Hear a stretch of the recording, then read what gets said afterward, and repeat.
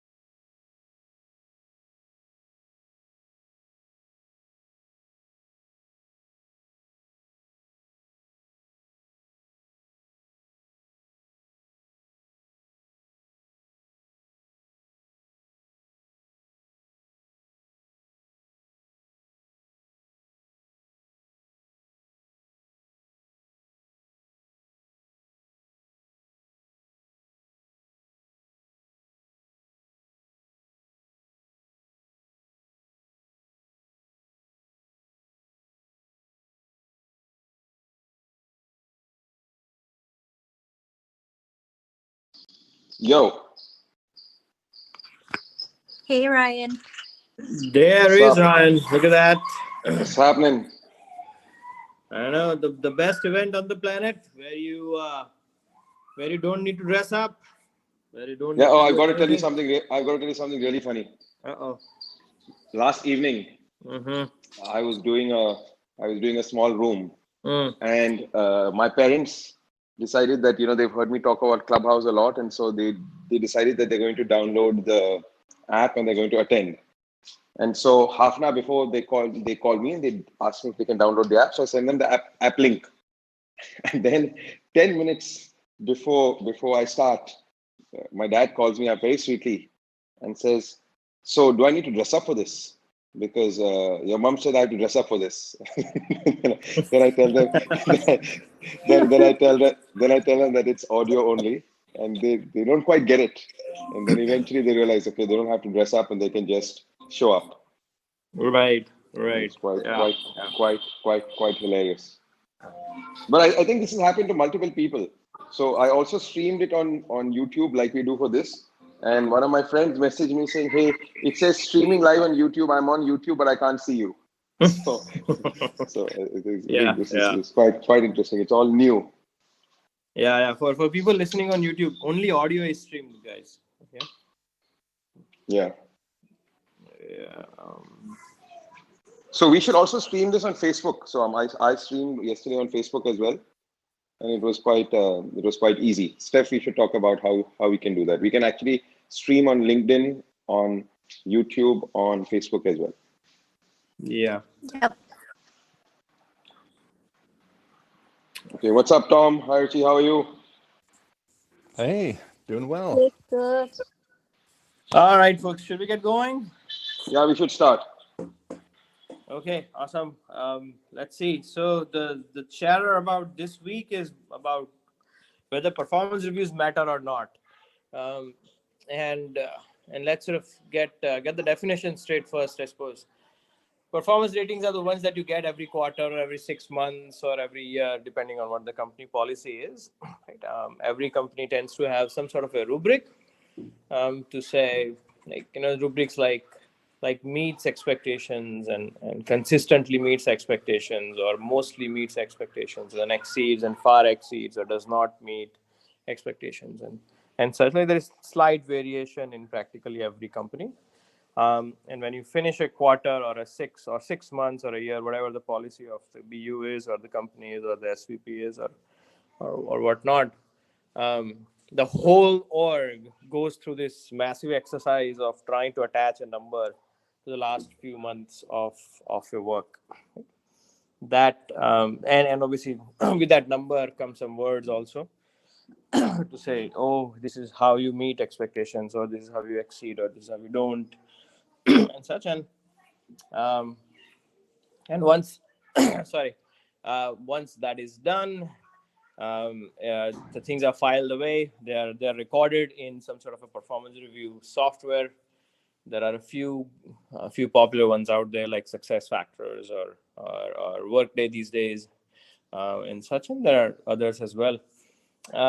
And sometimes those performance numbers and ratings and words and such are also attached to promotions. Like every 6 months or a year or whatever the company generally decides is the is the promotion cycle. Your performance for last several cycles is considered for promotions, and promotions also have a rubric, right?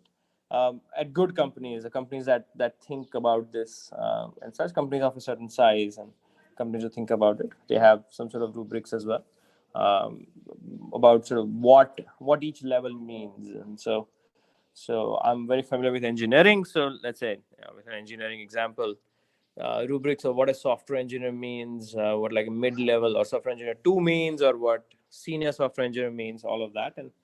And your performance is tried to align. And so the company, the team tries to align it to those rubrics if you are going up for promotion. Um, so that's what we are talking about today. Um, the performance review process from both sides, whether you are an employee or whether you are a manager trying to do, right, or and such, it can be quite stressful.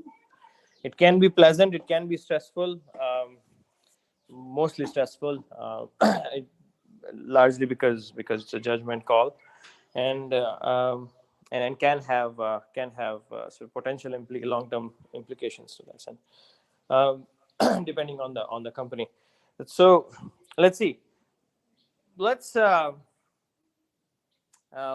let's start. Let's start with a question, and this is a bit of an awkward question, but if anybody wants to take it, it would actually be fun.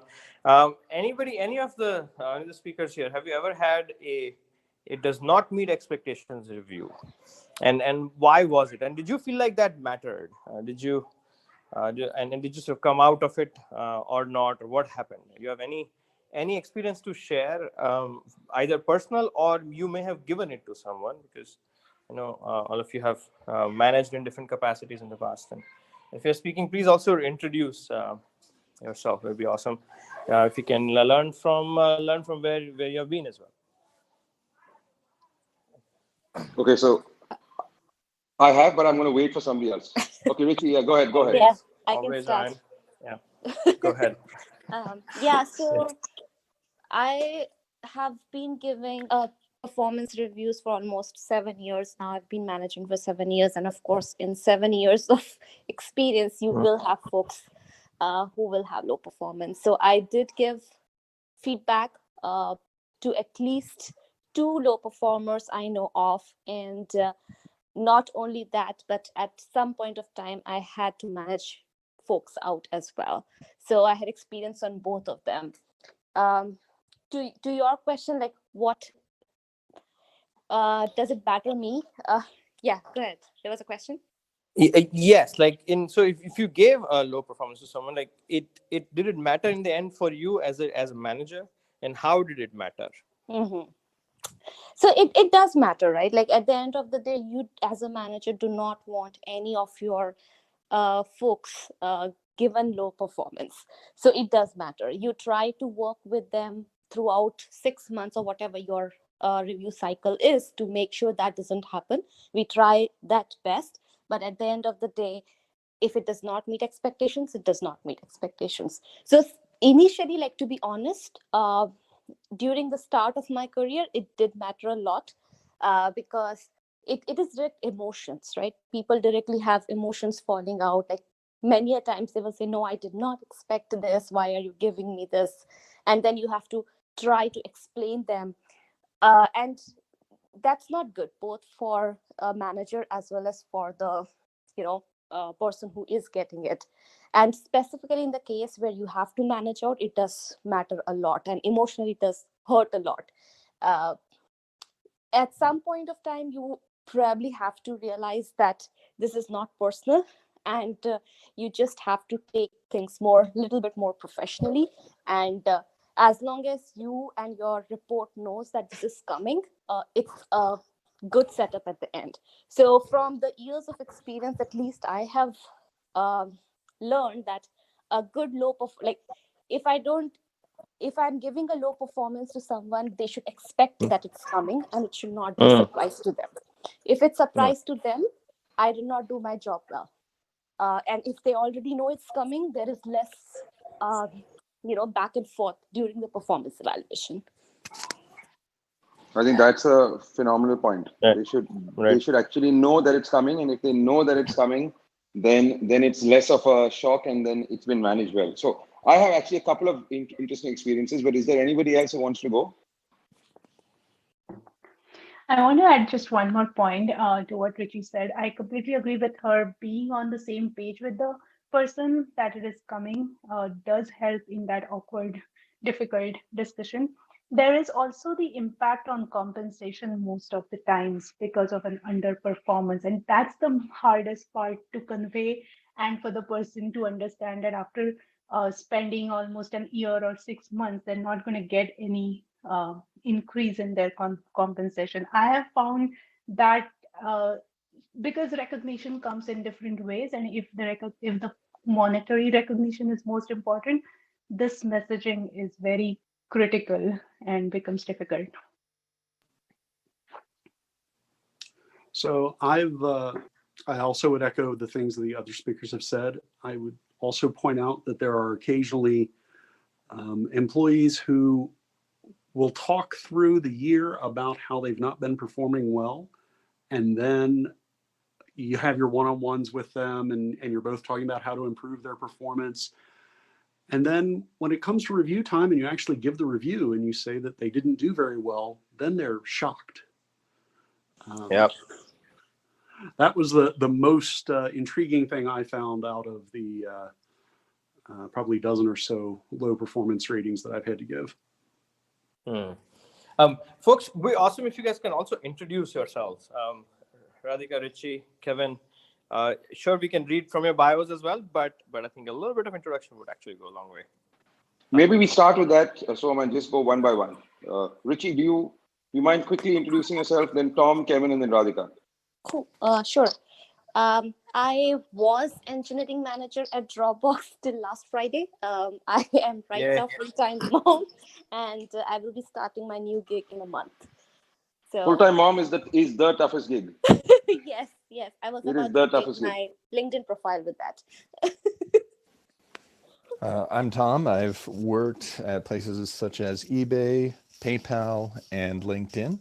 I'm currently doing part-time stuff and doing things that are more interesting. All right. So Tom's also an instructor with us at IK. Yep. Kevin. Hi, my name is Kevin. I'm a relatively long-time Amazonian. I moved to Google for a while and boomeranged back, actually in part because I like the performance review process here better, but for many other reasons as well. Hi, I'm Radhika. I'm also a long-time Amazonian, currently at Amazon. Before that, I was at Qualcomm, and I've been a manager role for the last 6 years. All right. Cool, guys. So I have two interesting experiences. They are at either end of the spectrum, and both actually were quite instructive. First was when I was very young in my career. I think the first performance review that I had, and that was a does not meet expectation review, right? And it came as a big surprise to me. The client that I've been working on was very happy. They had signed a second project on the back of my work, where obviously the manager had other expectations. I think there was some personal clashes there as well, and that didn't go down well because I was not prepared for it. There was no feedback that came along the way, and I was quite disappointed. But for anybody who knows me well, you know that I don't take these things lying down. And so I dug into it a bit more, and then forced him to give me some feedback. Went and spoke to some other folks, realized there are other things at play there, and thankfully that ended up well. But in the short term, that did have a big impact because it affected my ability to get promoted. I got promoted 6 months later, and it affected compensation. Right now, from that, what I learned is, I would say, a very interesting lesson for me while I was working, which is that not only do you need to manage it when you are giving out these reviews, you need to manage your performance rating as an IC throughout the performance rating period. So if the manager is not coming and giving you feedback, you need to go and seek feedback, right? You need to align yourself. You need to be very clear that the expectations are well set, that you are meeting expectations. And if it's, let's say, once in 6 months, you set up at least a couple of check-ins during that period, right? Because not only do you not want it to come as a shock, you also want to be able to influence this by course correcting your expectations and the manager's expectations midway. Right? So that is the first example. The second is obviously much harder.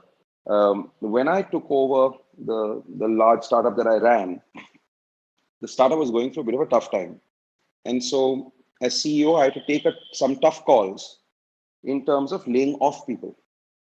When I joined, we were 600 people. And within the first 6 months, because we had to really streamline things, I had to actually let 300 people go myself. Right? So personally let 300 people go. That's half of a startup. And that was also a very challenging experience. In that case, obviously it's much harder because you're letting people go. You have to take a very strict view of who's performing and who's not. And so even there, obviously, letting people go, like Ruchi says, is never a pleasant experience.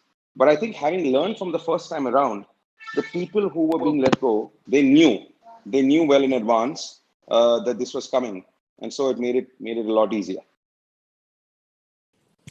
Makes sense, but why even do performance reviews? Right? I mean, letting go, yes. I mean, you have budget cuts and all that, and you have to do this sort of en masse changes. There is some usefulness to this, but why do performance reviews at all? Right? Like everybody is different. Like we keep saying, right? Everywhere, everybody is different. Don't compare ourselves with each other. And then we end up doing performance reviews when people are hired. Right? It's like comparing different types of animals to each other. Yeah, they're different.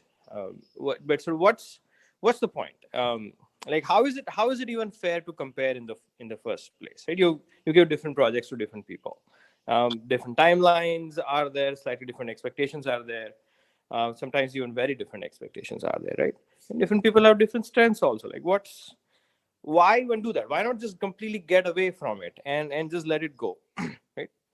What's the point? It's a capitalistic society. You need to reward people who are doing well. That's quite hilarious. That's quite Capitalistic society. Interesting. Okay. Yeah, I have an interesting experience, but with this whole concept. I've been at places where you had a forced rank calibration, and some unlucky manager would end up having to give low performance to somebody, but you had to spread out because you had a budget to work with, and say you got to give more money to your top performers and you got to cut away your low performers. And when I went to LinkedIn, it was very different. There was no forced ranking. We still had calibration, but we could talk about the individuals, whether they were ready for the next level. When it was time to promote, it would be more about what they did and how they did it and the feedback they've been getting from their peers. And there was never any forced ranking at like these other places I've been. And I thought that was a great experience from a management perspective, because a place like LinkedIn, they spend a lot of time bringing in the right people, but just to turn around and give them a forced ranking would be terrible. And so and the idea is, of course, pay for performance and say we want to entice people to be better employees, but a lot of studies show that more money doesn't necessarily mean that they're going to remain happy and do better work. So it is a good question. And I do know of at least one company that does not do performance reviews. Now, Tom, that's very interesting. I grew up in consulting, and that is the other extreme, right? So consulting, this is much, much tougher. Not only do you have a forced banding, in a consulting company, the pyramid, which is how many entry folks, middle level folks to senior folks, that ratio is very crucial, because when you bill your clients, it's a competitive industry, and so your pyramid cannot be off, otherwise your billing is much higher. And so in consulting, not only do they have the forced ranking in terms of compensation, one interesting thing, Soham, and we've spoken about this in the past when I explained this to you, is that in consulting, you have a mandatory up or out policy. So if you don't get promoted in 2 to 3 years, there's no waiting around. You're out. So it's an extreme form of performance rating. And obviously, it's a very tough industry to break into, and you have a very, very challenging interview process. But in spite of that, unless your performance is up to a level where you get promoted, you actually have to head out. Yeah, and in engineering also, like there are companies as well, especially from junior to senior, there is up or out policy. So I think within 3 to 4 years, if you don't go from L3 to L4, for example, at some of these companies, then they either show you the door or like they completely discourage you, like no refreshers and stuff like that happen.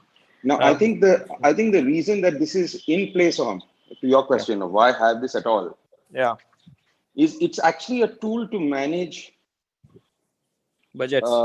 No, I don't think it's so. In my mind, it's less of a tool to manage budgets. It's more of a tool to manage outcomes, synchronized outcomes, right? So this actually comes from Taylor when he created the firm, right? The new construct of the firm, which is actually questionable today, because I don't think that the way the firm was set up operates today.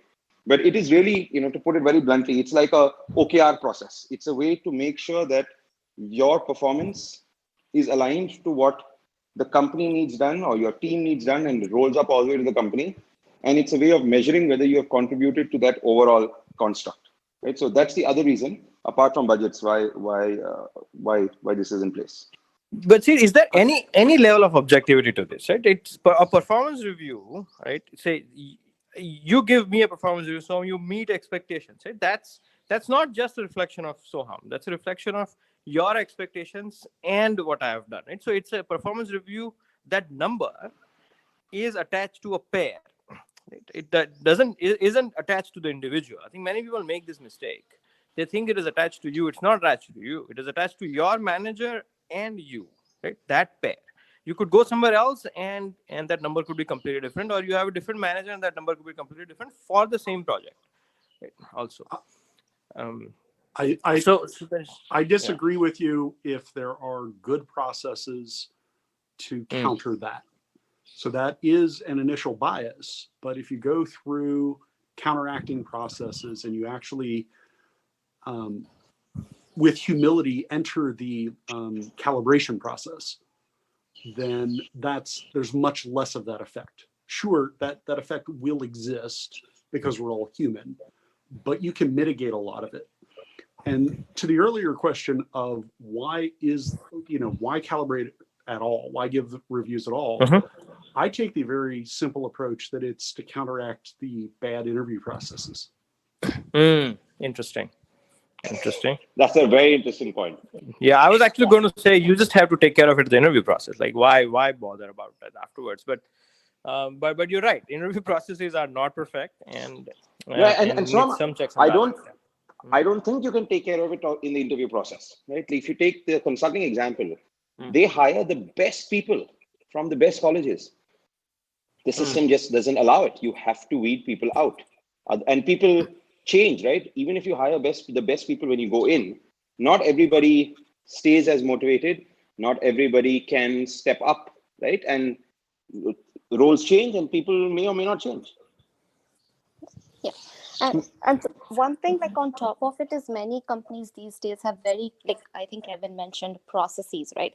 That Mhm. what Soham was talking about, there is an expectation of you and there is expectation of a manager. If that is the only two things, then things can vary a lot. But if there is a framework for the company that this is the expectation at the company level, then it is easier for both the manager and the report to align with that career framework, right? So then it becomes little bit more leveled process to judge which level you're performing. And on the top of it, like every person doesn't probably want growth. Like maybe there is some individuals who believe that what I'm doing right now is best for me and my family, like this is where I want to be forever, which is okay, right? You don't have to push them as long as you know that this is their terminal level that they want and they're happy with it. It's also okay, and they know that you will have minimum that amount of compensation, you will have that amount of refreshers, but they will be just fine. But there are people who really want to go to the next level and they want to get the excitement from getting ahead more and more. For them, it makes the rewards matter a lot. Like if I'm working so hard to the next, going to the next level, why I'm not rewarded differently? So I think, see, there are two sides of this coin. I would say we cannot generalize. The services companies works in a different way, and the product and the startups works in a different way. So leaving the services aside, where it certainly needed, but in the product, what I have seen is like there is a we cannot avoid unregrettable attrition. That means I think you will have to, take out the bottom X percentage. Now the question is, there are again here there are two sides of the coin. Now how you basically rate a person, and if you really look at Amazon today, we don't reveal the ratings to employees. They don't know anything about it, right? But at the same time, how a manager can he really misuse? Yes. But what is the percentage of that misuse is happening? We don't know. But even manager also being evaluated. So the one side of the coin, if you totally take away, you will have to end up with lower velocity of the team performance. But well, yes, now how do you evaluate an engineer? Um, it if it is data driven, let's say an engineer is writing 24,000 LOCs a year, and then baseline code you take away. So if there is a proper measurement, we have seen a few SD3s having 10 lines of code in one single year. And other side, we have seen like 50,000 lines in 1 year, SD3 after 12 design reviews. So if you have a really data driven evaluation, that is must. On the other side, if you don't do any data driven evaluation and then just do take it based on the biases or any other, then that's going to be really dangerous. Mhm. So, Swam, Very, what's the yeah. alternative? What's the alternative in your view if you don't have performance ratings? How else could you do this? Yeah, hold on. One sec, folks. Just to refresh the room. We are talking about performance ratings. Do they matter or not? In this club called Great Careers in Tech. Feel free to follow it. We usually do it on Thursday evenings, and then of course feel free to follow everybody else here as well, each other. And please do raise hands for questions. And in just a couple of minutes, we'll start taking questions as well. So please. Please bring your questions, and that will make more lively discussion as well with some real experiences too. Okay, let's see. So what is the alternative? There is no good alternative as such. Like, what's the alternative to the interview process? Really, there is no good alternative. You just can't take anybody who walks in, right, like that. And so there isn't like an awesome alternative to this, but I think it helps to think about the performance ratings process decoupled from the growth in the company, like which you mentioned earlier, right? Many people don't want growth, and but companies actually, when it is about promoting, when it's time to promote, um, they look at the last few times of performance ratings, and nobody really knows if they were objective or not, if they were real or not. And so if the growth process was decoupled from that, that would be one interesting way of doing it. The I suppose Google and Box also, because got some leaders from Google in the past. We did an interesting way of doing this, where if you want to go up in your career, like, you have to put your case forward together, like your manager cannot. And then there is a committee driven process for performance. The committee has people who are 2 levels above you. Right. So if you're going from level 1 to 2, then the committee that your packet goes to is to 3, and it has people with 3 and 4 in it. Right. And yes, there are some performance ratings from the past that are reviewed, but also a lot of other things are reviewed about what kind of other impact you have had, which was possibly never captured before. So that is one way to mitigate this a little bit. So but otherwise, there's no solid way. So I used to work with the CEO's office at American Express. And American Express is the one company that I've seen that has a very interesting process. They do have performance reviews, but the thing is, dude, the way their performance reviews are conducted are very different. They essentially want to make it a highly collaborative culture, right? And they're very particular about how people behave, right? How you behave at work is one of the most important elements in your rating. So they have a 360-degree evaluation, and many people have a 360-degree evaluation. But what is unique about their 360-degree evaluation is the largest contributor to your rating is actually the feedback from your peers and the people who report into you. So something like 65% of your rating contribution comes from that part of the process. And that has very interesting dynamics, good and bad, right? The good dynamic is that it actually has a very collaborative environment. The bad dynamic is that people then try and manage that, right? They try and be very nice to the folks working with them. They don't give harsh feedback. They want to make sure that people are very happy. But it's an interesting dynamic, and it is a very collaborative environment. Sorry, Kevin, give me a second. I've been trying to get Ravi and Ruchir up as speakers to ask questions. For some reason, I'm not able to bring Ravi up. Can you just try and bring Ravi up? Or Steph, can you just click on the hand raise button and just see if you can bring Ravi up? Yeah, I tried as well. I couldn't bring him up as well. I think last time Ravi, one of the other events as well. Maybe just leave the room and come back in if you don't mind, and then raise your hand. This is something that has been happening with Clubhouse. Oh, you're up now. Okay, great. Awesome. Okay, awesome. Kevin, you were saying something? Yeah. Oh, so I was just going to say that the problem with that is it turns into a popularity contest. Exactly.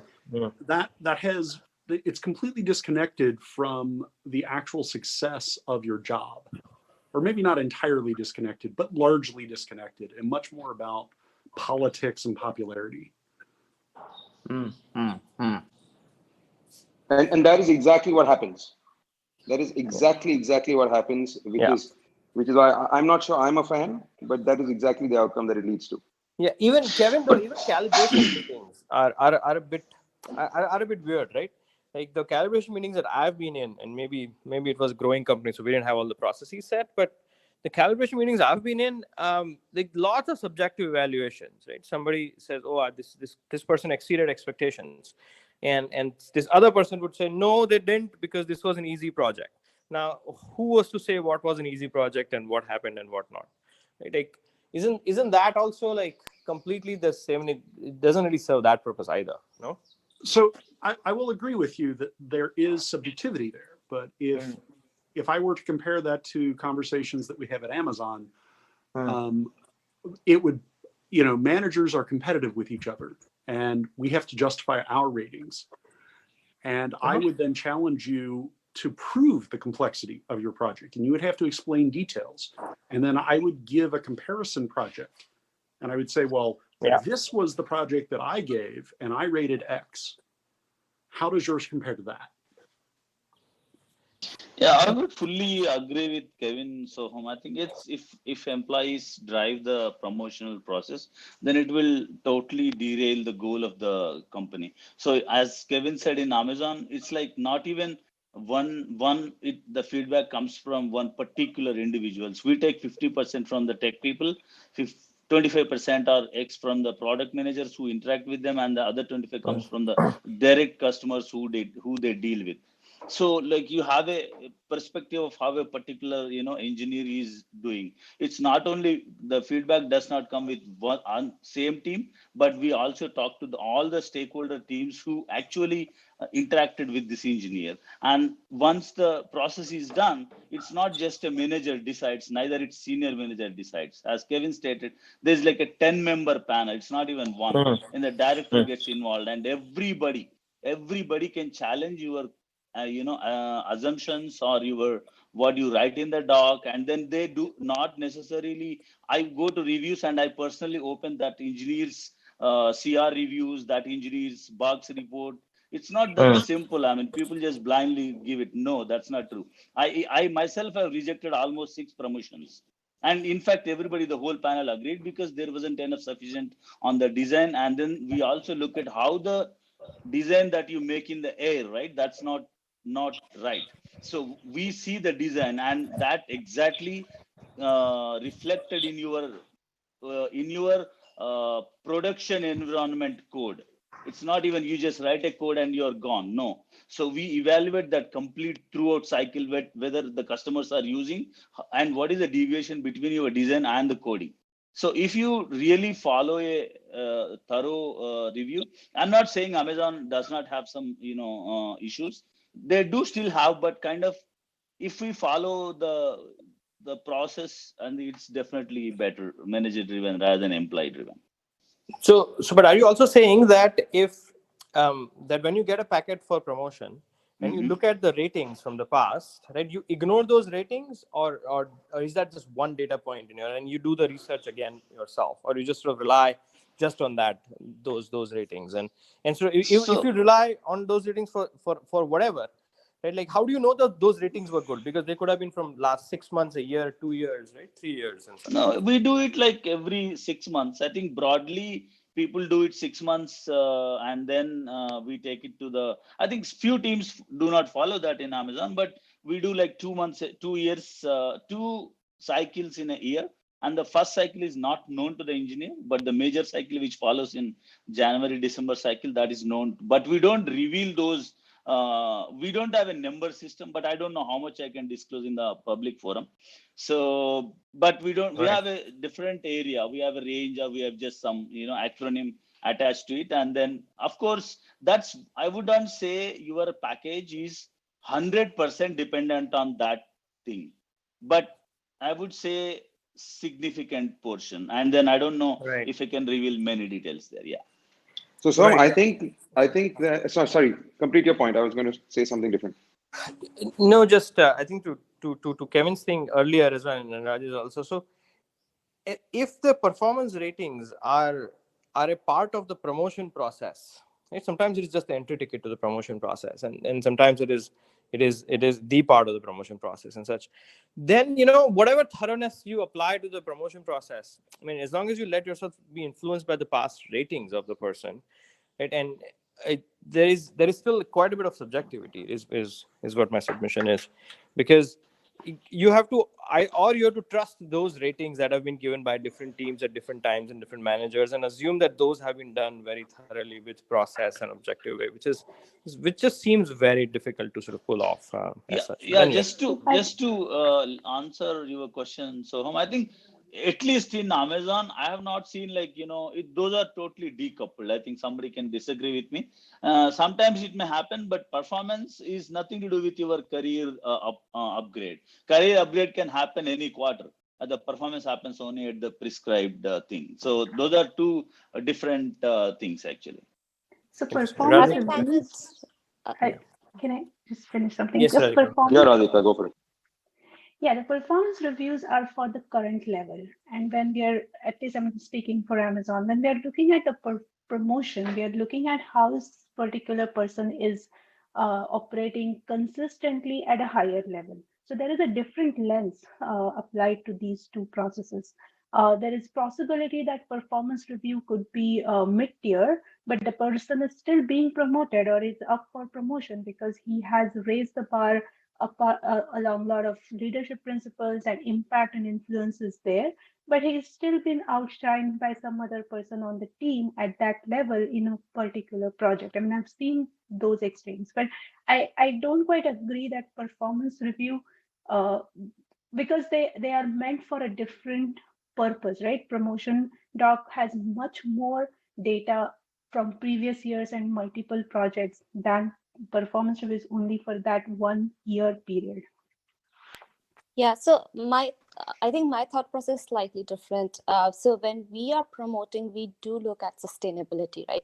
So sustainability means that that person can consistently perform at that level, and when they reach to the next level, it's not like a shock to them, because it does happen. You go to the next level and you cannot perform at that next level, and there is no way to, I don't know any company who can demote you. You can, if you're not performing at that level, that means you either have to manage out or do something like that. So we do look at previous performance ratings, and to Soham's point, that is definitely one data point, and we have to trust it. I don't think we go too much digging deeper into the projects for which the ratings have already given. But when we promote, we definitely look, because imagine a person is doing okay, and suddenly in 6 months you say that, oh, this person is ready for promotion. So the question, you will have the eyebrows raised. What did this person do so differently last 6 months that he was not, or that they were not doing, previous 6 months, that is letting you to do this promotion? Maybe they have done something exceptionally great, but that doesn't happen most of the time. Most of the time, they're consistently growing, and that's what we try to see in the promotion history. Soham, I have Right. just one quick point. I think we should then take questions maybe. So I'm going to actually say something which I think might be a little bit controversial. Uh-oh. Just to be controversial, since you are taking the other extreme, right? Uh-oh. I think Uh-huh. I'm going to say what's wrong with a little bit of subjectivity. I think that actually the promotion process in particular has to be subjective. It cannot, to think it is going to be only objective, I think is a fool's errand, because it is a relative process, right? And there are many things that you can't fundamentally measure on, right? So for example, is the person contributing beyond what they're currently doing? What's the feedback from other people? Do they automatically come across as a leader?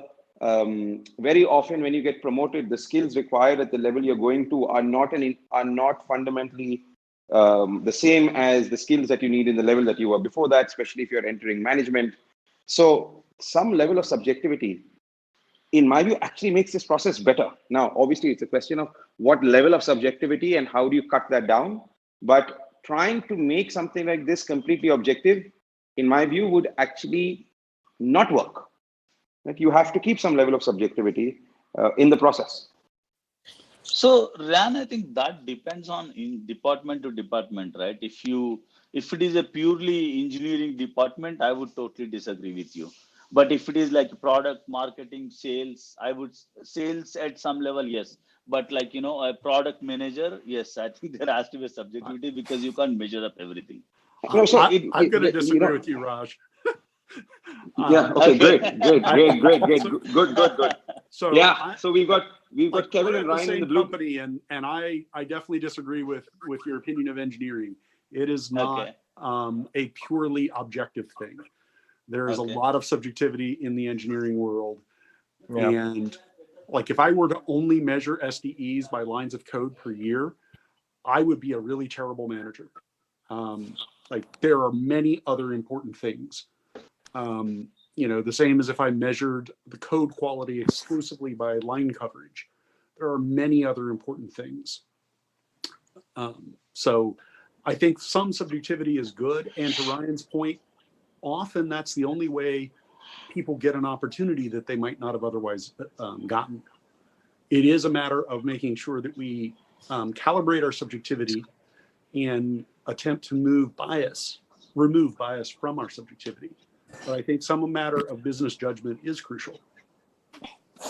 Okay, so Richie, Hey, just a second before you um, speak. On a lighter note, we now seem to have Kevin and Ryan in the blue corner, and Soham and Rajmohan in the red corner, and it looks like round one's a tie. So Uh, maybe we should take questions, I think, because there's yeah, there yeah, are a lot of folks. hey, hey guys, I wanted to bring up some quick points. Sorry, I was Sure, just Ravi. looking for a gap so that I can also bring it up. Yeah, So yeah, go for it. I had some interesting points. So recently I came across how Amazon does. Sorry, I'm not trying to call out Amazon here, but this is interesting way they do the like forced ranking approach. And I did a lot of research on this, and like even what is what are the studies about that, and studies show that this is one of the biggest anti-pattern exists in some of the companies, because one way we are looking for team players and no everybody should work as a team, no individual makes a project success, right? It's a teamwork. And another way we have this forced ranking thing. So I tried to talk to a few people and see if that is the situation, what will you do? And actually, interestingly, almost I talked to 4 or 5 of my friends. So this is a situation. What will you do? And two of them were from Amazon, and they said that what I do is I just make sure that I am not in the bottom two or bottom 1 out of 10, because 10% forced ranking, and then they will be let go. So and this was very interesting that now team is competing with each other, and even if there are information I have which will be good for the team, but on purpose, because I have to save my job, right? I have to take care of my family and stuff, and now basically indirectly it's counter to the whole team player idea. So that was something very interesting, and I don't know. I mean, probably if this force ranking is a good idea. My point is it's not. But another one I heard, I think you guys might have heard about as a Netflix, right? They talk about keepers test.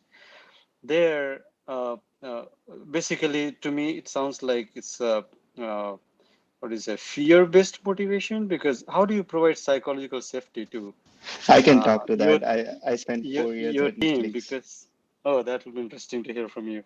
um, so what we do is I mean, again, it's not a perfect thing. There's no rating in my company. They have a way of like whatever the core behaviors we expect from an employee and their goals, and it's like you make a like 9 square, and based on that basically you put whatever they demonstrated the behavior. So it's not just about lines of code and stuff and whether you met your goal or not. Even if you met your goal, if your behavior is like people don't want to work with you, you're out. So combination of that, you go in one of those 9 squares, and basically it just gives a heat map instead of a solid number for an individual. And about managers, I mean, Ravi, can I just ask you to just hold on a yeah, minute, sure. right? I I think think I'll there are just pause here. Yeah. yeah, the bunch of points that you made, right? Ruchir, you have any quick thoughts on the Netflix point? And then I actually want to go and take questions in the order that folks are come up here. So if you could, you have any quick thoughts on the Netflix point Ravi made, and then we move on to taking questions. Sure. Yeah, I can say that I really resonated with what Ryan said, that, when you have, so Netflix also decouples performance from a salary calibration essentially. And what they do in terms of performance review is they do like a stop, start, continues. They like stop doing this thing, start doing this thing. The emphasis is more on stop and start rather than continue. So pat in the back feedback is not appreciated. That's how you create high performance environment. But eventually what ends up happening is it becomes a popularity contest, and then the culture can become toxic. So it really is dependent on the leadership, how they drive this performance. And having said that, I just wanted to shout out, I got the interview Kickstart gift package from you guys, and really thoughtful on that. So I really came up to just say that the Atomic Thank you. Habits book was amazing. So great Thank you. thought in doing that. Thank you guys. Okay, cool. All right. Questions, Pradeep. Yeah. Hey guys. So I had a quick comment, and I have two comments basically. One is on the lines of code. I don't believe it's a good metric to evaluate an engineer because people will just game the system and optimize for lines of code. And depending on what part of the software stack you are. If you're on front end, it has a natural tendency to to go into more lines of code than on other parts of the system. And two is the ability of a company to succeed is all about taking risks. And somehow, in no performance review I've ever come across, risk taking potential is ever evaluated. So I just want to hear you guys talk about this. If at all it matters, or if it makes sense to evaluate risk taking potential and the pursuing successes and failures that result out of it, because that's what matters to a company. Thanks. Okay, that's very interesting. Does anybody want to chime in here on this risk-taking potential? Yeah, like we evaluate that at Amazon regularly in the form of bias for action. Is really the primary way. Like that's what it's about, is taking action with limited information and doing so in a blast radius limited way so that you can back out and fail fast. Yeah, just to add that, I think we in the reviews we also look at invent and simplify, how you designed, architected a particular piece of solution, and then how you have simplified that. Is it 100% optimized, or you still have an opportunity to optimize? I think we look at in the invent and simplify as well, the candidates, the employees' risk-taking ability. That is true, folks. So Amazon might be somewhat unique in there, because a construct of Yes, it is quite unique. managers and other people, to manage is to mitigate risk. In many ways, you think of going to bowling and those guardrails around it. Like that's the construct. Like you want the herd to go in a certain direction. In many companies, that's the case. Probably not Amazon. I'm with you there. But it's a very interesting point, Pradeep. Yeah, and on the sorry, so I'm complete. I was going to say something on Amazon, but you can complete your point. No, I'm done. I just wanted to point out that many companies take this entire process in a very risk-averse way, Yes. and they don't really test this risk-taking abilities. Yeah. I think Amazon is, and Kevin, Raj, Radhika, thanks a lot for sharing whatever you can. I think the Amazon, I'm a big fan of most of the Amazon processes. Netflix also very interesting. Be a sports team. So I think this idea of evaluating bias to action, simplify, invent and simplify, doing this in a small blast radius, if given that it is being evaluated across the board, that is possibly one of the reasons why Amazon has taken these kind of leaps, right? So the point I wanted to make is, in many ways, so I'm circling back to what we started off with. It is possible that one of the reasons that performance rating and evaluation is so important is because what you measure gets delivered. If Amazon is measuring bias to action and invent and simplify, and everybody is being evaluated in that, fundamentally what they're telling you is, hey, this is what you need to do. And so at a company level, this all rolls up, right? And if you look at the kind of stuff that Amazon has invented, they are in spaces that nobody thought they would ever get into. So therein maybe lies the reason that performance reviews, how you rating consistently, and why it matters from a corporate perspective. A very good point, Pradeep. Very good point, Pradeep. Sorry. Okay. Just add one small thing. Radhika, sorry. Yes, go ahead. I think Tom also after that. Go for it. Yeah. Think big is also plays a big role, because not everything that is risky will be successful, and it still gets rewarded under think big, because that's how the culture encourages taking risk. I would like to also go on the other side of that coin, and that I'm pretty sure that at a lot of these places, yeah, you're encouraged risk taking, and you have a certain tolerance for failure. But if you have an engineer who's been taking a lot of risks all year and not getting a lot of results, I'm going to guess that engineer is probably not going to get a good review. But you can correct me if I'm wrong. Yeah, and that's why actually these leadership principles are in conflict, right? Deliver results and insist on highest standards, or think big. They are by definition conflicting with each other. Well, sort of. I think if you make a calculated risk and there's a potential for a large reward for it, and And if you plan and you strategize and you work with others to help make it successful, it's the part of driving it to success, which is the thing that makes people rise to the top, not the fact that they took a risk. And So, Google here has Tom, a just really to good. okay. I was going to say Google here has a really good. They have OKRs where you're never supposed to meet your OKRs, like your targets for that quarter. If you Yep. always get ones, you're sandbagging. So that is one way of capturing risk taking. So Tom, just to add point to you, I think big is definitely a good one, and then engineer task year wise, but it is not like there are defined goals, right? Like you have a VP level goal, direct level goal, company level goal. So if you are falling any one of those goals and still take risk for the whole year and then you are not successful, you will definitely be rewarded.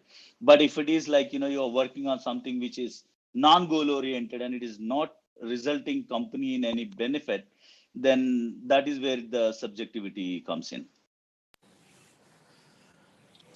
Pradeep, did you Yeah. have a second part to your question? You had something else, or do you want to comment on something that you've just heard?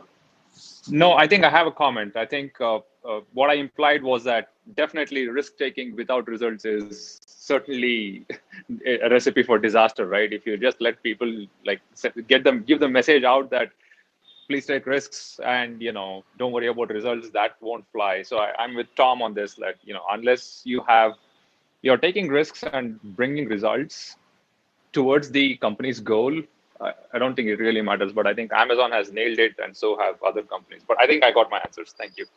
Awesome. Ryan, do you want to refresh the room? Also, a lot of new people have Yes, joined. I'm going to refresh the room, and I'm also going to. So I'm also going to stop hand raising because we have a bunch of questions, and if you want to get more, we can take more. Others, want to just be cognizant of the speakers' times, right? So, Steph, I think you might have to turn off hand raising for right now, or so maybe you. If you guys can just do that, and then we can decide whether we want to take more. All right, guys, quick room refresh. We've the headings up there. Very interesting conversation on, do performance ratings matter? We are obviously doing this in the Great Careers in Tech Club. Soham, Steph, and I from Interview Kickstart bring this to you guys every Thursday evening. The goal is to keep having conversations that matter largely to engineers, and many of these are actually available and applicable to everybody else. We have a bunch of very interesting speakers here. Today's discussion was quite informative. We, like I said, we seem to have gone into two corners: those who think that this matters, those who think that it doesn't matter. Please follow all the speakers that are on the stage here. So, Richie, Tom, Kevin, Radhika, Raj. So when they are speaking elsewhere, right? Show them some love, and let's keep going. Let's keep going with the questions. Maybe we'll take a few more questions and then decide how what we do next. So, Vikas, you had a question? Yeah. Hello, everyone. First of all, I would like to thank you all for this great club. It's an awesome use of our Thursday evening. So thank you so much. Thank you. Coming to the point, like I'm working at Microsoft for last 3 years, and kind of in my career for almost like 18 years, I had always been kind of either meets expectations or exceed expectations throughout my career. But last 1 year had been kind of really bad for me, a bit because of a personal loss, and then my health conditions also deteriorated. So kind of couple of months I was on a disability leave and I had not been performing at my best. And I'd been very transparent to my manager about this, about obviously he knows about my loss and the things that had been going on at my health side. But as Richie mentioned, right, like I'm getting clear indications that I might be getting a needs improvement in my coming review.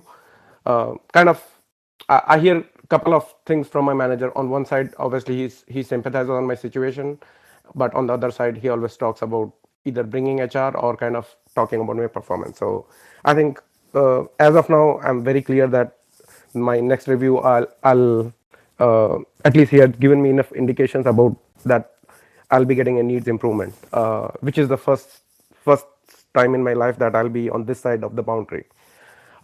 So I had a couple of questions at this time. Like obviously we have great experienced people in this panel. So knowing that what is coming right now, what advice would you like to give me? And second is, let's say a candidate gets a needs improvement in one of his reviews. How much time this employee has before he's being kind of shown the door? And the reason why I'm asking this is because I'm in a visa, so keeping a job in hand is obviously extremely important for my stay in this country. So I can help clarify if I can add something additional to this. I can take this quickly. Again, this definitely changes from company to company and manager to manager. So keeping that a pinch of salt that this is not a written rule anywhere, Mm-hmm. but generally, one performance rating being low expectations doesn't mean that you are shown out of the door, but then you are watched very carefully. So that means that your next 6 months, like depending upon how your review cycle goes, I don't know what Microsoft review cycle is, but Dropbox has twice a year.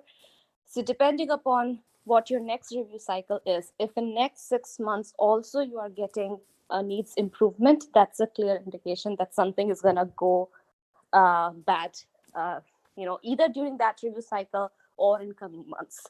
So generally, that is my rule of thumb for any person who I give low expectations rating. That if you have low expectations, this rating, one rating does not end your, does not mean that it is done deal, but your next 6 months to 1 year, and generally it is not even 1 year. Generally, you are watched 6 months very carefully, and that is where, if you are showing improvements, that's great. Then your clock has, turned back again. But if you are not showing your improvement in next 6 months as well, then it's a clear indication. Got it. Yeah. The But other to be clear honest, on Vikas, on one more thing on your own personal thing, at least in my experience, usually managers cut a slack. Like even if you have been performing well over the years, and if for 1 year or 6 months people know that because of the personal problems you are having some issues, they do cut more slack than usual. So yeah. Got it. Okay. Thank you. That helps. Yeah. and that's what a good manager does. They understand you, and once they give you a low rating, it's not like they're just off the table. They work with you to try to bring you up. That is what a manager is expected to do. And if that doesn't happen, it's not just that person, right? Even the manager gets questioned as well, at many places.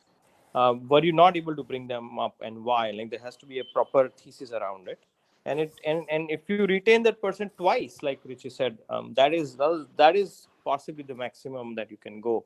But after that, the manager gets under pressure to free up their acquisition as well. And because it's you given that this is coming, you need to start being very proactive, right? Talk to the manager, figure out, okay, this was a tough year.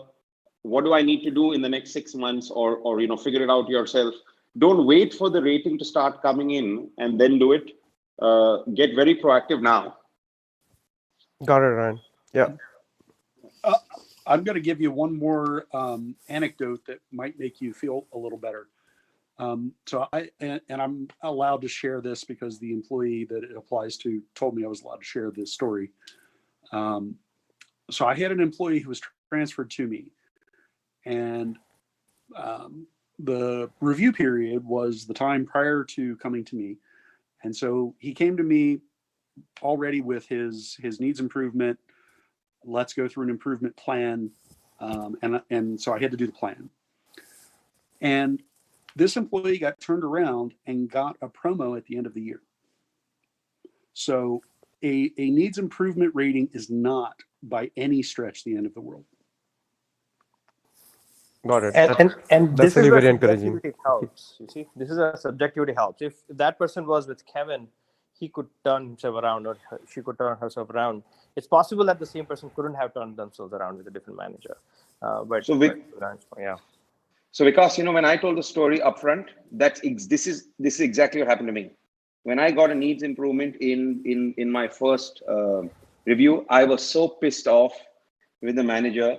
I was so pissed off with myself that I didn't manage this, that I said, you know what, screw this. I'm going to make sure that I'm really proactive from now on for the rest of my career. And I spent the next 6 months just making sure that I understood very clearly what I needed to do. And I made it very clear to the manager that I intend to get promoted, and I intend to get promoted ahead of time. And I got promoted in the next 6 months. And that is when I learned that one needs to manage this process well in advance and constantly be checking in and be proactive through this process. So you can, I salute Kevin for giving us that example, because that is absolutely the case. This is not the end of the world. It's just a bit of a wake-up call. That's it. So I will also say I had to be very tough on that employee to make that happen. So, but in the end, he did recognize the tough love. So Yeah, that's a skill. Can I just add one more thing too? Because this has been a really tough year for a whole lot of people, and it has taken Excellent a toll point. medically and emotionally. It's caused a lot of issues, and my advice to you is to try to get ahead of it. And if you have any kind of medical issues going on, you should talk to HR and your manager, or your manager, to talk about what kind of options do you have if you need to take time off to recover from something, or what kind of things are available to you. Trying to say, well, I'll try to do better, can add a lot more stress to your work and a lot more stress to your job. And sometimes you just need some space to deal with your actual life. And seeing that you've had a good history in the past, I would, as a manager, I would say this is probably a temporary thing, and I wouldn't try to take it further. But I don't know your situation exactly, so I can't really speak for your manager. But my advice is to approach HR with your particular circumstance and see what options you have at this point. If you need more time, if you need counseling, if you need, other types of things, and just realize that they're there for you too. And it's not all about you necessarily jumping through the hoops to try to make things better. It's realizing what's causing the problem and then trying to deal with it. I think all the things that everyone shared is surely quite encouraging, and I think I'm able to see this more broadly. So thank you so much for sharing all your views. Yeah, very helpful. Awesome. So before we go to Naveen and then Shachi, I'm going to there is a question that has come to us. There are a bunch of questions. I want to take one of the questions that have come from YouTube. And this is for anybody here who has been across company types. So the question is the performance rating process stricter in established, mature companies, thus making promotions harder than they might be in high growth companies where you grow with the company and aren't held back by the process? So essentially, how would you compare the level of difficulty of the promotion process in a established company versus a high growth, maybe more startup-ish kind of company? And are the cycles tougher or easier in either? So Soham, maybe, given that you were at Box very early, all the way up till the IPO, did you see the performance framework or the level of difficulty change significantly between the early days and the later days? Because that would be an interesting way of looking at one company and how it changed or not. Yeah, it has to, right? It has to. Like early, like when I joined, we were like 15 people in a room. Like we would trip over cables and stuff, and so like a performance review system didn't make much of a sense. But as we grew, we realized that we need a construct to manage just efficiency. I think that's the keyword.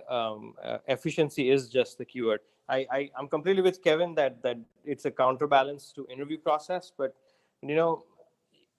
once you get somebody in for a couple of years, they are in with you. Like the balance to the interview process already happened, and then you just need something to just drive efficiency with some subjectivity to that. And so that's exactly what happened at Box as we grew. And there was also a strong influence from the leaders as well. So whoever was managing engineering, which is where I was, they had views on how things should be done, and so that was the performance process at that time. And then when the next leader came, and the next leader had a different idea, and then so that was the process. And for a long time we ran with a leader who had come from Google, and so some of those processes were implemented. And I think last when I left, they were just with that process. So my sense is this they've made some changes since then, but generally after a certain size, you just need something like that to manage efficiently. You just can't promote everybody all the time, and obviously you have to give feedback. Plus, then there is a strong influence by the leader who is doing it as well. In fact, the at some point in the journey, we also decoupled the performance review cycles from the promotion cycles, because we had them joined earlier, and then we decoupled them at some point. We even decoupled the goal setting cycles from the performance review cycles after that. So you just have to like keep differentiating all these different things as the company grows as well. All right, cool. Naveen, you wanna run us through your question? Thank you, Ryan. Yes. So I have a question, like when you are reviewed, when the performance review is done, and let's say you have a team member who exceeds the expectations, so will the manager review you like compared to your team members, or is it like you are separate and the other people are different? So how is that performance reviewed against your team members?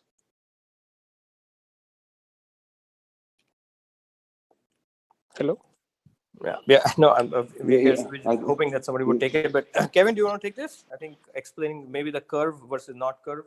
Maybe that's the answer here. Sure. Like we typically do it on a loose comparison. So any curve that may or may not exist is not at a very small level. So we really do attempt to measure against your role and job level and the expectations for that. So I would not say that having an exceeds on your team is necessarily bad or implies that you will not get an exceeds. So the goal is to measure against the job, not the local team. I know there famously Microsoft for a while had the old super narrow stack rankings. Like if you were on a team of 5, one of you was going to get the axe that year, and that led to some pathologically bad behaviors. And I think we were all glad to see Ballmer leave. But I don't know. Does that answer your question? Yes, it does. So you are actually not compared against your peers. It's how you're doing your job. That's what I understood. Also that depends. I mean, also on like the project. Like you have a large project and you have similar modules across, and there's a team that's given like 10 modules with 10 people. Then the manager will end up comparing you with each other and such. But often in tech, one good thing is that projects are very different from each other. Like it's very difficult to like exactly compare apples to apples between two projects. So that doesn't happen in those cases, especially growing companies where a lot of variety of things are happening. Plus, I think a good manager also understands the strengths and gives you the kinds of projects that you would be successful at. Right. So for example, in my teams, one of the guys had a very research oriented brain, and so we would give him research oriented type projects, and he would be very successful in that. right? The other person was very good in communication, so we would give projects which have had more cross-functional communication, and so they would be much more successful at that. Yet another person had a short attention span, like literally clinical ADHD, and so we would give them projects which had just short attention, we needed only short attention. So things like that, a good manager should do, and in that case, you can just compare like that between people. So every place I've been to does rank you against your peers. In some places, it can be at your team level and then compared to the org level, and then it can go up. So I was at one place where we would have the names of 300 people on a spreadsheet with all the managers in the organization figuring out who belonged where, and we were just splitting hairs at certain levels. So you are being compared against your peers for sure, and but it doesn't mean that you're not in exceeds. I've seen people in the same team, get moved up above other people in a different team because they were higher performers, and so it's all relative. It's not necessarily strictly to your team. It could also be to the organization. Other team, yeah. That is true. It depends on if there is a curve applied and what level it is applied. If your director applies it, then you're being compared against everybody, so to speak. And if the VP applies it, then everybody under that VP, or the CTO applies it, then everybody under that CTO as well. Yeah, that if the company has that policy of applying a curve, then in some form you're compared. Otherwise not. And to a certain extent, right, if we just think mathematically, right, out of 100 people, 10 are going to be in the bottom 10%, but those 10 are not necessarily distributed across, or evenly. Right. So it might not be that any given team of 10 has one team might have 4. Yeah, it's though I suppose Kevin said probably a longer debate. Like of the 100, why assume that 10 are going to be like that, or 10 are going to be very high performance? Like it is. I mean, it's a debate between, right? I did not say they were going to be good or bad. I said 10 were going to be the least good out of that 100. Yes, but why assume that it's going to be 10? Why not 50 or 0? So 10 will be the 10 worst. The question is finding them. Oh, I see. So you're saying so there will be an order of ranking like that. If you do an order, then there will be some that will be bottom 10. Sure, yes. Right. So it's a reasonable thing in an attempt to identify the top 10 and the bottom 10 and say the next 20 on each of the categories. It's a reasonable attempt to do it at some level of ranking, at some quartiling or quintiling or deciling or whatever your company may choose to do. Because there is a worst person out of a group of 100. Yes, I mean, if you rank order the 100 people, I'm saying if we had perfect information, right, out of any group perfect information, correct? Yes. Right. So assuming that we don't have perfect information, we can come up with a looser process, and there can be some good in that. The problems occur when some of these companies over rely on these processes, like for instance, like Microsoft did during the Ballmer years, and every single year somebody on the team got the axe. Yeah, or GE, earlier. Yeah. Oh yes, I was. I consulted at GE, and I saw the toxic pathology of the PowerPointing that occurred for months, and the company got no work done. Right. Yeah. So to answer Naveen's question, what we are also saying is that at some level, your performance is absolutely compared to other people. It may not be just in your team. It could be across teams and such. Right? At some level, you have to apply the efficiency principle and say, okay, we have 100 people, who's doing well, who's not. And the moment you ask that question, you have to rank order, right? In some loose form, like Kevin said. And in that case, yes, there is comparison. Right, so. Okay, got it. Awesome. Thank you so much. Yeah, thank you, folks. Shachi? Hi. So first, I want to say thank you for such an awesome and insightful discussion. I learned a lot through this. So my question is, I've been at LinkedIn for little over 1 year, and I and my manager, like we both understand I should be at the next level, and we are both working towards it. The question is, we have a very formal CPP criteria laid out with what it takes to get to the next level.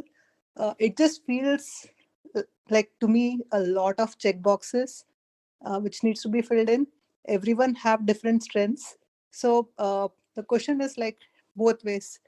From an employee perspective, it feels the friction is where like we feel the goalpost keeps moving or the checkbox keep increasing. And secondly, from company's perspective, uh, they are not able to really leverage on employee strengths because it becomes just filling in the checkbox game.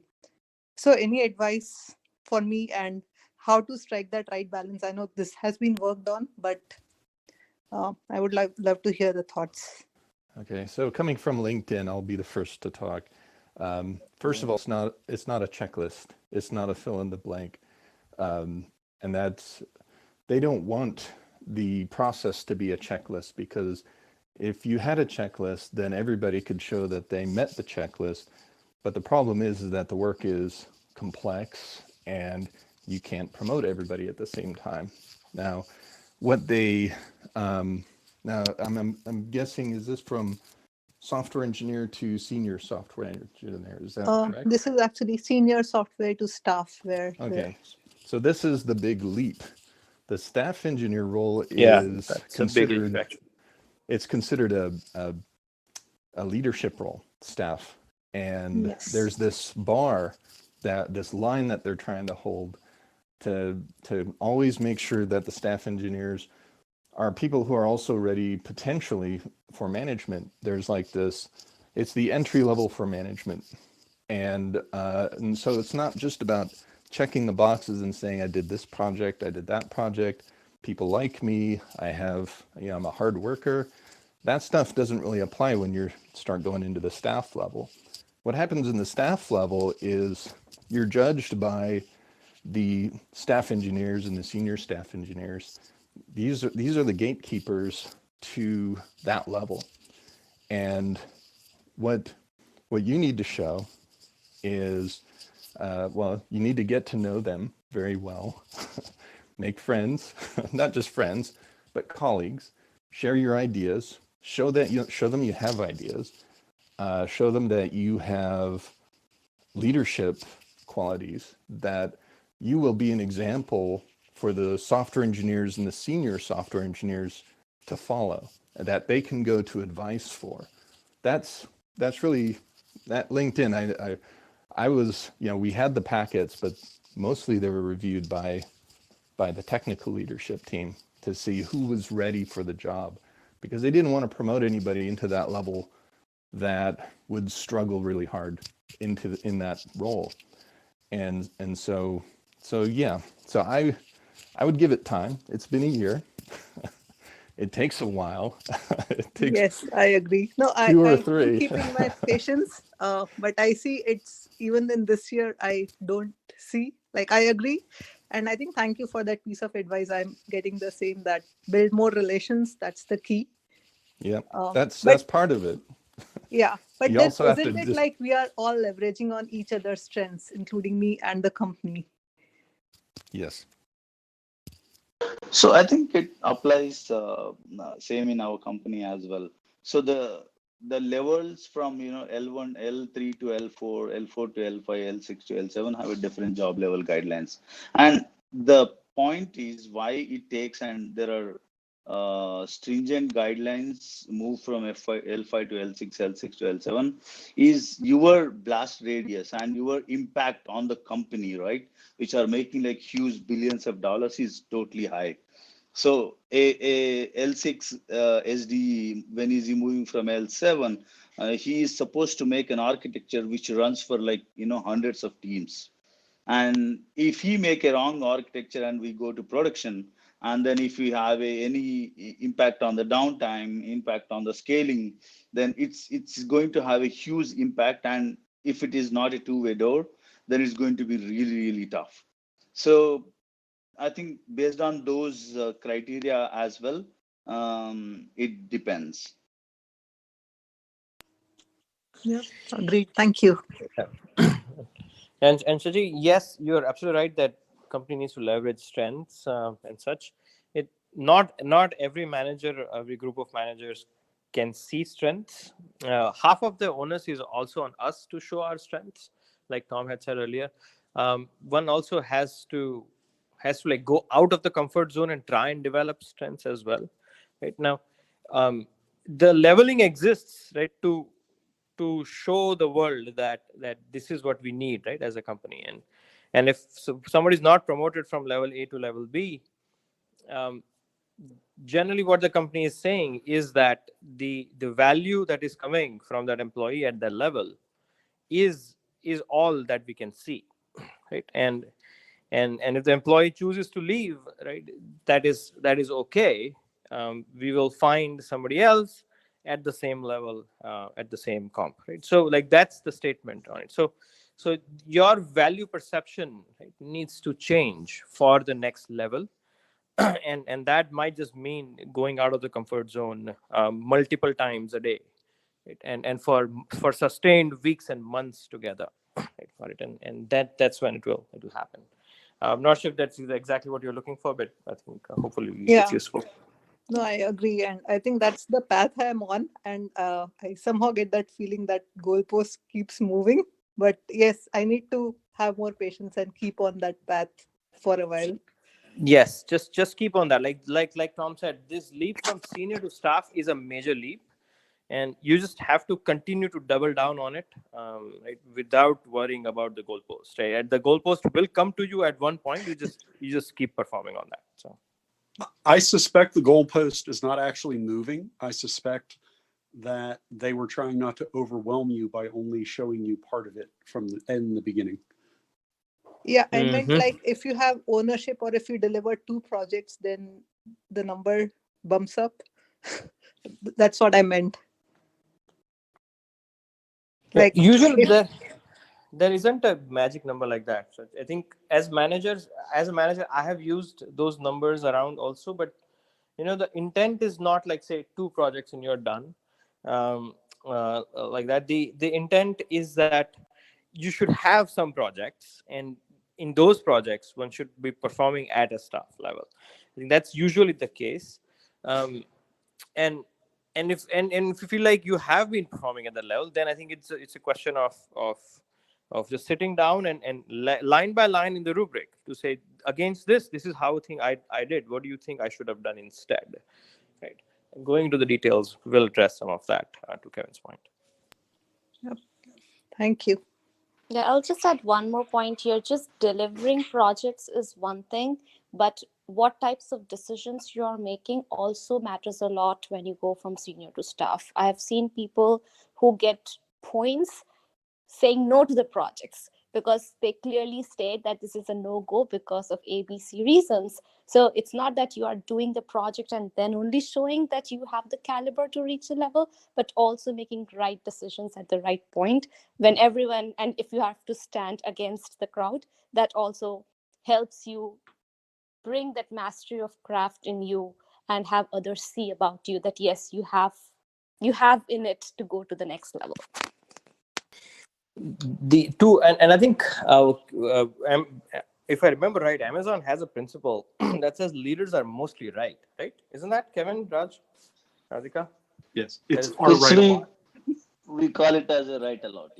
Yeah, right a lot. And that is, and staff is that level. Like it is a technical leadership level, and one has to be a right a lot to be there, right, as such. So that also sort of underneath plays into those things, those levels.